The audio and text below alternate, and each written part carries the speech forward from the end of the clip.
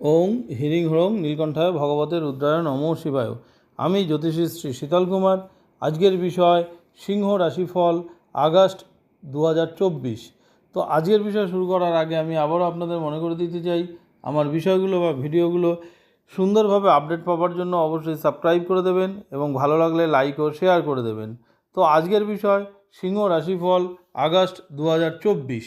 তো সবার প্রথমে আমরা এই রাশির জাতক বা জাতিকাদের গ্রহের পজিশনগুলো জেনে নেব।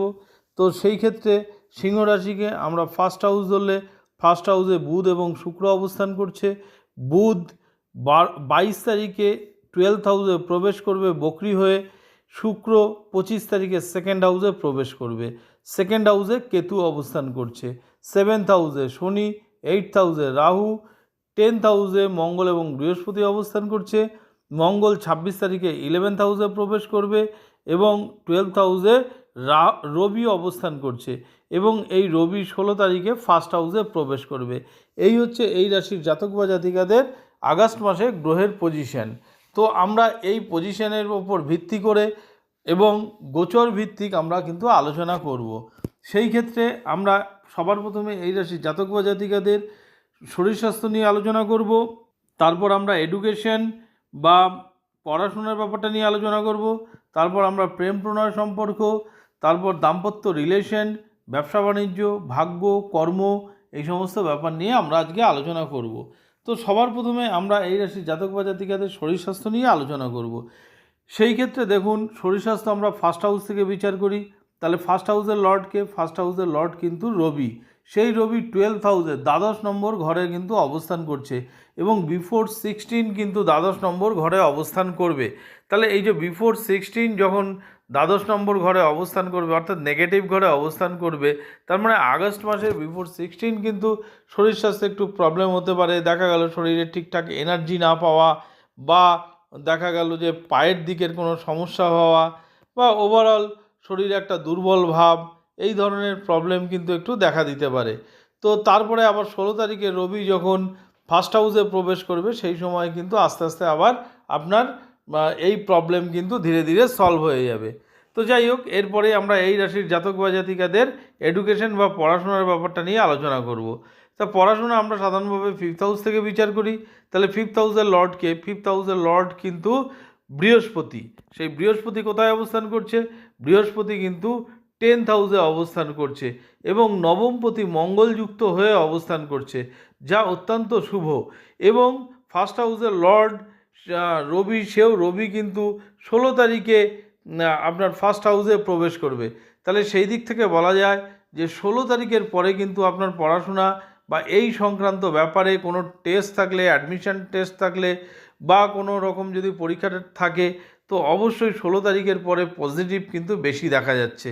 ওভারঅল 16 তারিখের আগেও কিন্তু আপনার পড়াশোনা ভালো হবে, কিন্তু 16 তারিখের পরে কিন্তু তুলনামূলকভাবে বেশি ভালো কিন্তু শো করছে। কারণ রবি যখনই ফার্স্ট হাউসে প্রবেশ করবে নিজের ঘরে, তো অটোমেটিক দেখবেন আপনি পড়াশোনার ক্ষেত্রে আপনার কনফিডেন্স লেভেলটা কিন্তু অনেক বেড়ে যাবে।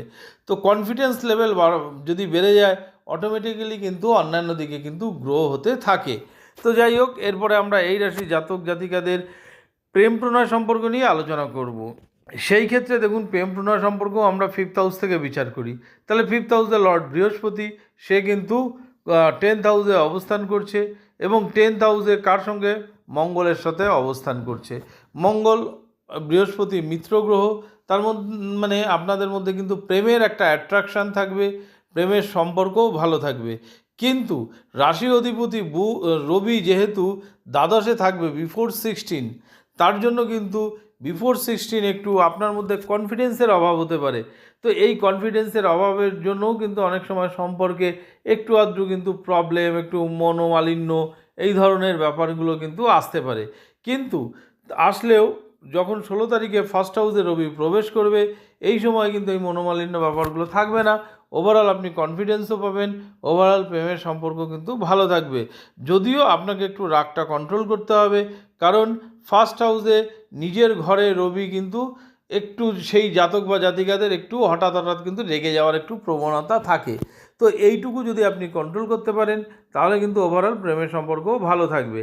তো এরপরে আমরা এই রাশির জাতক বা জাতিকাদের দাম্পত্য রিলেশন নিয়ে আলোচনা করব। দাম্পত্য রিলেশন দেখুন, আমরা 7th হাউস থেকে দাম্পত্যের ব্যাপারটা বুঝি। তাহলে 7th হাউসের লর্ডকে, 7th হাউসের লর্ড কিন্তু শনি। সেই শনি কিন্তু 7th হাউসেই নিজস্ব ঘরে কিন্তু অবস্থান করছে, যা কিন্তু অত্যন্ত শুভ। শনি সবসময়ের জন্য নিজস্ব ঘরে কিন্তু ভালো ফল দেয়। তাহলে সেই দিক থেকে বলতে গেলে দাম্পত্য রিলেশন কিন্তু আপনাদের মধ্যে ভালো থাকবে, বেটার থাকবে, এবং সেই সঙ্গে আপনার যে অপোজিট পার্টনার হবে তারও কিন্তু আর্থিকভাবে বা অন্য কোনোভাবে বিভিন্ন দিকে কিন্তু গ্রো, সে যদি আপনার অপোজিট পার্টনার চাকরি বাকরি করেন বা বিজনেস করেন, যাই করুন, তার কিন্তু একটা গ্রো বা উন্নতি কিন্তু দেখা যাচ্ছে। যদিও দেখবেন রবি কিন্তু বিফোর 12th হাউসে এবং তারপরে কিন্তু সে ফার্স্ট হাউসে প্রবেশ করবে। তার মানে বিফোর 16 কখনো কখনো আপনার মধ্যে একটু কনফিডেন্সের অভাব হতে পারে, যার জন্য কিছু সমস্যা দেখা দিতে পারে। তারপরে আপনার আত্মবিশ্বাস আপনার বাড়বে 16 তারিখের পরে, এবং সম্পর্কও ভালো থাকবে, কিন্তু কখনো কখনো আপনার রাগটাকে কিন্তু সংযত করতে হবে। তাহলে ওভারঅল কিন্তু আগস্ট মাসে বৈবাহিক সম্পর্ক কিন্তু যথেষ্ট ভালো যাবে। তো এরপরেই আমরা আলোচনা করব এই রাশির জাতক বা জাতিকাদের ভাগ্যের ব্যাপারটা। তো ভাগ্যকারক গ্রহকে, ভাগ্য আমরা 9th হাউস থেকে বিচার করি। তো 9th হাউসের লর্ডকে, 9th হাউসের লর্ড কিন্তু মঙ্গল। সেই মঙ্গল কোথায় অবস্থান করছে? সেই মঙ্গল কিন্তু 10th হাউসে অবস্থান করছে, এবং 26 তারিখে সে 11th হাউসে প্রবেশ করবে। তার মানে নবমপতি যখন দশম স্থানে যায়, অবশ্যই কিন্তু ভাগ্য কিন্তু আপনাকে সাথ দেবে। তো ভাগ্য সাথ দেবে, এবং 16 তারিখে রাশি অধিপতিও নিজস্ব ঘরে আসবে। তো সেই দিক থেকে বলা যেতে পারে যে ভাগ্য আপনাকে সাথ দেবে। অর্থাৎ আমরা যদি দেখি ব্যবসা বাণিজ্য, তো ব্যবসা বাণিজ্য করতে গেলেও কিন্তু ভাগ্য লাগে। তো সেই ক্ষেত্রে ভাগ্য যেহেতু আপনাকে সাথ দেবে, অবশ্যই ব্যবসা বাণিজ্যের ক্ষেত্রেও কিন্তু একটা পজিটিভ রেজাল্ট কিন্তু আপনাকে দেবে। যেমন ধরুন, যাদের সিংহ রাশির জাতক বা জাতিকাদের 7th হাউস থেকে আমরা ধরুন ব্যবসা বাণিজ্য বুঝি, তাহলে 7th হাউসের লর্ডকে শনি, সেই শনি কিন্তু 7th হাউসেই অবস্থান করছে। তার মানে ব্যবসা বাণিজ্য একদিকে শনি সাথ দেবে, আর একদিকে ভাগ্যপতি সাথ দেবে। তার মানে অবভিয়াসলি আপনার ব্যবসা বাণিজ্যের কিন্তু উন্নতি হবে, ব্যবসার মাধ্যমে কিন্তু আপনি প্রচুর আর্থিক উন্নতি করতে পারবেন। আরেকটা ব্যাপার, স্পেশালি যারা ধরুন কলকারখানা বা ইন্ডাস্ট্রি ব্যবসা করেন, হার্ডওয়্যারের ব্যবসা করেন, খনিজ দ্রব্যের ব্যবসা করেন, হ্যাঁ, তো তাদের ক্ষেত্রে তো উন্নতি অবশ্য। যারা কৃষিকার্যের ক্ষেত্রে যুক্ত, তো ওভারঅল এদের কিন্তু লাকটা যেহেতু ফেভার করবে, তো বিজনেসও ওভারঅল কিন্তু ভালো যাবে। সেই সঙ্গে বুধও ফার্স্ট হাউসে অবস্থান করছে, তার জন্য বলা যেতে পারে যে ব্যবসা বাণিজ্যে কিন্তু সেরকম কোনো সমস্যা নেই। ইভেন আপনারা যারা শেয়ার মার্কেটে ইনভেস্ট করবেন বা কোনো ট্রেডিং করেন, তাদের ক্ষেত্রেও কিন্তু পজিটিভ রেজাল্ট পাওয়ার সম্ভাবনা। তবে একটা কথা মাথায় রাখতে হবে, এটা বেসিক্যালি গোচরজনিত ফলাফল। তো অবশ্যই যদি বড় কোনো ইনভেস্টমেন্ট করেন, সেই ক্ষেত্রে আপনাদের যে জন্মকালীন যে ছক আছে, সেই জন্মকালীন টাইম দিয়ে যে ছক তৈরি করা হয়, তার দশা অন্তদশা এবং বর্তমান সময়ের পজিশন দেখে এই গোচরজনিত ফলাফল যদি ম্যাচিং হয়, তাহলেই কিন্তু বড় ইনভেস্টমেন্টের জায়গায় কিন্তু আপনারা যাবেন। তো যাই হোক, এরপরেই আমরা আলোচনা করব এই রাশির জাতক বা জাতিকাদের চাকরি বাকরির ব্যাপার। তো সেই ক্ষেত্রে দেখুন, চাকরি আমরা 10th হাউস থেকে বিচার করি। তাহলে 10th হাউসের লর্ডকে, 10th হাউসের লর্ড কিন্তু শুক্র, সেই শুক্র কিন্তু ফার্স্ট হাউসে অবস্থান করছে, এবং বিফোর 25 সে কিন্তু ফার্স্ট হাউসেই অবস্থান করবে, এবং 25-এ কিন্তু সে ধনস্থানে প্রবেশ করবে, অর্থাৎ দ্বিতীয় স্থানে কিন্তু প্রবেশ করবে। তার সঙ্গে 10th হাউসে কিন্তু নবমপতি অর্থাৎ ভাগ্যপতি মঙ্গল অবস্থান করছে, এবং 10th হাউসে কিন্তু পঞ্চমপতি বৃহস্পতিও অবস্থান করছে। তো সেই দিক থেকে বলা যেতে পারে যে ওভারঅল কর্মস্থানেও কিন্তু আপনার উন্নতির যোগ দেখা যাচ্ছে। অর্থাৎ আপনারা যেই সেক্টরেই কিন্তু কর্মরত, সেখানে কিন্তু আপনার যে জব আসবে বা আপনার যে ওয়ার্কলোড দেওয়া হবে, আপনি কিন্তু সাকসেসের সাথে সেটা সম্পন্ন করতে পারবেন।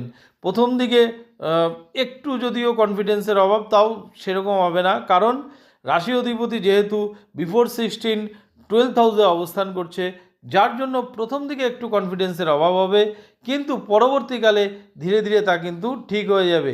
যদিও বা কর্মক্ষেত্রে খুব একটা এফেক্ট করবে না, তবুও আপনি ঠিকঠাক যে কর্ম সম্পন্ন করবেন, যার ফলস্বরূপ কিন্তু আগস্ট মাসের শেষের দিকে যথেষ্ট পজিটিভ হতে যাচ্ছে।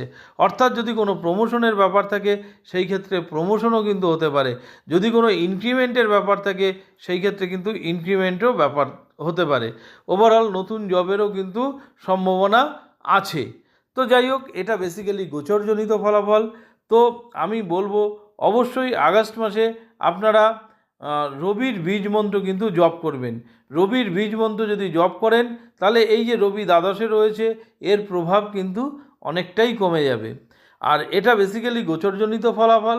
আরও ভালো প্রেডিকশানের জন্য অবশ্যই আমাদের যে জন্ম সময় দিয়ে যে ছক তৈরি করা হয় সেই ছক, দশা অন্তদশা এবং এই গোচরজনিত ফলাফল কম্বাইন করে যদি আমরা ফলাদেশ করি, সেই ফলাদেশ কিন্তু আরও ভালো হবে।